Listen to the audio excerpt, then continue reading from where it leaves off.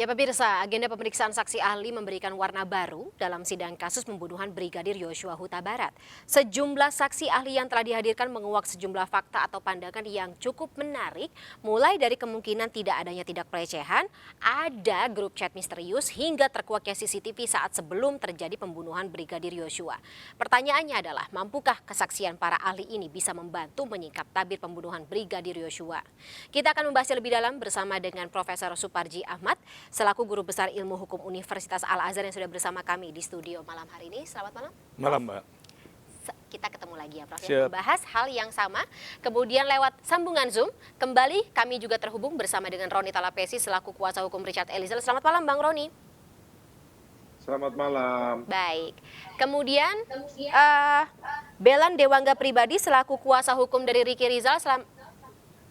Oke, selamat malam Mas. Oke, selamat malam Mas Belan. Dan kami juga masih menunggu Pak Leopold Sudaryono selaku pakar kriminologi Universitas Diponegoro. Apakah sudah bergabung mungkin bersama kita malam hari ini, Pak Leopold? Selamat malam Mbak Fani. Oke, sudah Semoga bergabung. saya kedengaran ya. Baik, aman Pak. Selamat malam Bapak-Bapak. Saya kalau begitu ke Mas Belan terlebih dahulu. Mas Belan, saya penasaran terkait dengan grup chat Duren 3 ini. Kabarnya dibuat oleh Riki Rizal, klien Anda, betul? Betul. Oke, kalau dari keterangan Riki Rizal ini grup buat apa ya Mas? Kalau dari keterangan Ricky sudah disampaikan sebelumnya bahwa WhatsApp grup itu dibuat, jadi grup WhatsApp Duren 3 ini sebelumnya sudah ada Mbak. Itu berisi ajudan, ART, Pak Ferdi Sambo, dan Ibu PC. Jadi grup itu untuk mengkoordinir urusan-urusan rumah tangga. Memang pada saat almarhum itu meninggal, sesaat setelah meninggal, itu seluruh pesertanya left dari grup. Dan untuk menjalankan aktivitas rumah tangga supaya normal, dibuatlah grup kembali oleh klien kami, Riki Rizal. Dan isinya pun sama, ada ART, ada ajudan, ada Pak Ferdi Sambo, ada Ibu PC. Begitu Mbak.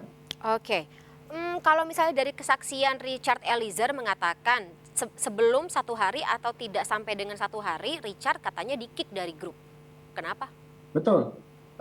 Menurut keterangan klien kami bahwa nomor Richard Eliezer ini sudah berganti sehingga waktu itu di-kick dulu dari grup dan kemudian nanti akan di-invite lagi rencananya begitu.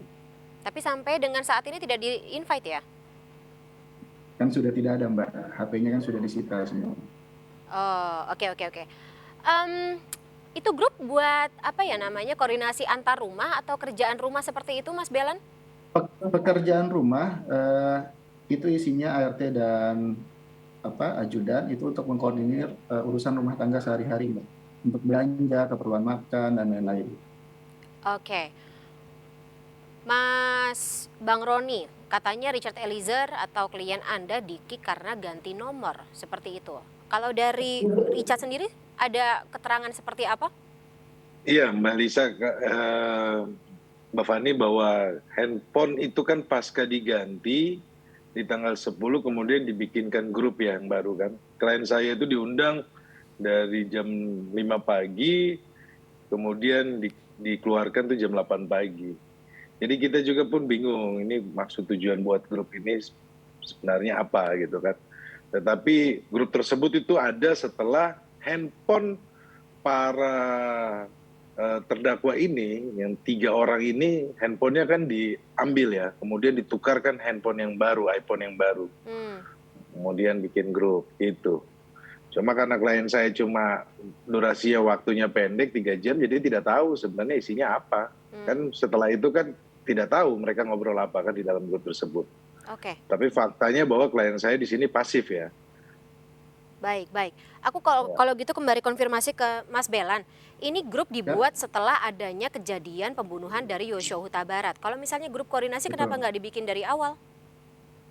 Oh, sudah ada grup dengan nama yang sama, Duren 3, namun setelah almarhum ini meninggal, memang seluruh pesertanya itu left dari grup yang baru.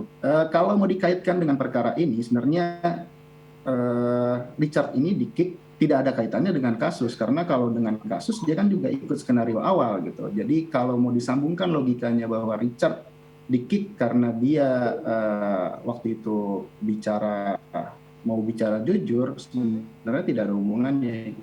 Oke, aku mau konfirmasi lagi. Saya mau konfirmasi lagi, betulkah Verdi Sambo dan juga Putri Chandrawati baru di-add belakangan ke dalam grup, tadinya nggak ada?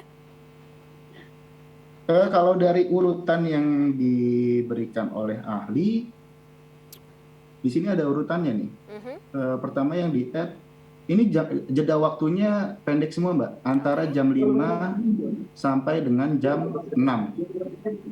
Semuanya berurutan. Jadi tidak ada yang jeda 1 hari. Tadi kan di awal dibilang Richard di kick-nya 1 hari setelahnya. Tidak. Di kick-nya seperti Bang Roni tadi bilang. Kalau jam Verdi Sambo dan 8. Putri Chandrawati, Mas Belan maksudnya. Di Oke, add-nya kenapa Ibu baru-baru? Di sini sih, sebentar saya harus lihat dulu ya. Gak apa-apa. Sambil melihat, saya juga mau konfirmasi lagi. Ini grup Duren 3 ini sama nggak sih dengan grup ABS, anak buah Sambo? Oh, beda. Kalau ABS itu isinya hanya ajudan, Mbak. Tidak ada ART di situ. Wow, sangat banyak grup ya. Ya udah, Betul. mungkin sekaligus dielaborasi lebih lanjut kenapa Verdi Sambo dan juga Putri Chandrawati dimasukkan ke dalam grup kalau misalnya ini adalah grup koordinasi antar para pekerja, katakanlah seperti itu. Betul. Di sini yang saya lihat dari pemaparan ahli kemarin, memang di hari yang sama tidak ada Ibu PC dan Pak FS itu dimasukkan di hari yang bersamaan. Cuma di sini memang ada beberapa nama yang tidak di-save gitu. Mungkin masuk dalam situ. Baik. Bang Roni, saya minta sedikit tanggapannya dari kacamata Anda ketika Verdi Sambo dan juga Putri Chandrawati masuk. Mungkin dari Eliezer sendiri, apakah ada omongan atau kira-kira asumsi kenapa dimasukkan belakangan dan apa tujuannya? Mbak Fani, dalam situasi itu klien saya sudah tidak terpikirkan ini mau grup apa udah nggak kepikiran Mbak Fani. Jadi ini situasinya, iya sekarang situasinya kan dia disuruh tembak, kemudian situasi yang didoktrin, kemudian supaya mengikuti skenario, klien saya sudah tidak terpikirkan lagi. Itu kan dari jam 5 pagi sampai jam 8 pagi, jam 5 pagi sampai jam 8 pagi kan jam-jamnya orang istirahat. Mbak Fani. Tapi Richard Eliezer, klien Anda tidak mau nanya kepada salah satu ajudan gitu, kenapa? Kan biasanya kalau misalnya kita di-kick tiba-tiba dari grup gitu, kenapa gue di-kick gitu? Ngomongin apa aja? Nggak ada Mbak Fani, sekali lagi bahwa situasinya Mbak Fani tidak seperti grup-grup seperti yang situasi biasa ya, kayak kita lagi bercanda sama teman, kenapa saya dikeluarin, ini kan situasi ada pembunuhan. Oke, jadi suasana kebatinannya pun juga berubah ya? Betul. Oke. Aspek psikologi dari klien saya hampir nggak kepikiran masalah grup-grupan. Baik, masih jadi misteri ya grup ini buat apa ya? Tanyakan aja ke pengacaranya Verdi Sambo. Itu kan pasti perintah dari Verdi Sambo sama Putri Chandrawati kan. Oke, betul seperti itu Mas Bella. Betul seperti itu. Ini perintah dari Verdi Sambo, masukin saya dong ke grup. Adminnya kan Ricky Rizal ya, klien Anda ya, betul? Mbak Fani, kebetulan kami bukan lawyer dari Verdi Sambo atau IPC. Saya tidak tahu apakah itu atas perintah atau tidak. Saya tidak mendapatkan informasi tentang itu. Tapi kalau seandainya diperintah juga Mbak Fani pasti dibantai juga sama PC. Kasihan itu, Ricky Rizal itu. Oke, ini berarti adalah tupoksi dari Pak Leopold gitu. Ketika terdakwa yang notabene bawahan, kemudian juga suasana kebatinannya lagi-lagi sebelumnya tidak berani membantah, tidak berani mempertanyakan instruksi apapun dari atasannya. Ini juga terlihat dalam persidangan. Kira-kira melihat seperti apa atau jalannya sidang kasus pembunuhan Brigadir Yosua ini, memang seperti itu, katakanlah seseorang dengan pangkat rendah yang sulit menolak perintah atasan yang pangkatnya jauh lebih tinggi, memang harusnya ada perbedaan vonis, perbedaan hukuman yang ditimpakan kepadanya. Ya, relasi kuasa.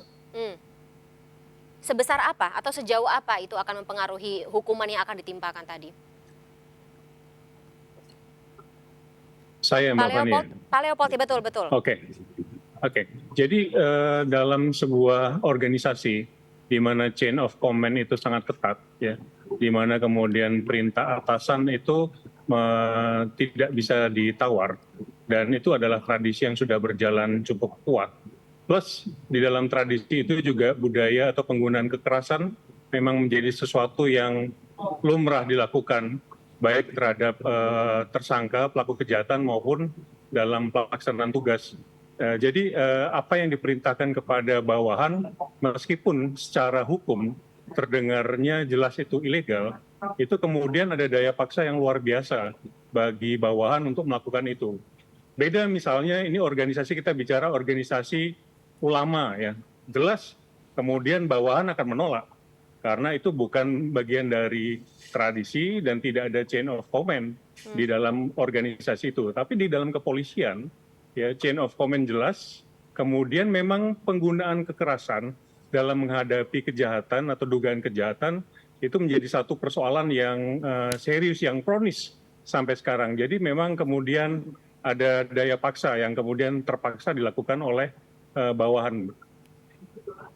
Oke, berarti secara tidak langsung ini bisa mempengaruhi besaran hukumannya kan, Pak Leopold? Tentu.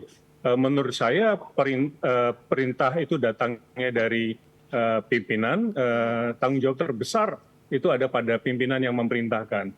Bawahan memang kemudian secara hukum punya kewajiban untuk menolak, tetapi kita harus melihat situasi keorganisasian dan tradisi yang kemudian ruangnya itu sangat terbatas. Dan itu yang harus dipertimbangkan oleh hakim dalam kemudian menentukan besarnya hukuman. Tentu tidak bisa lepas begitu saja dari hukuman ya, dari kesalahan. Tapi kemudian itu harus betul-betul dipertimbangkan soal daya paksa itu. Oke.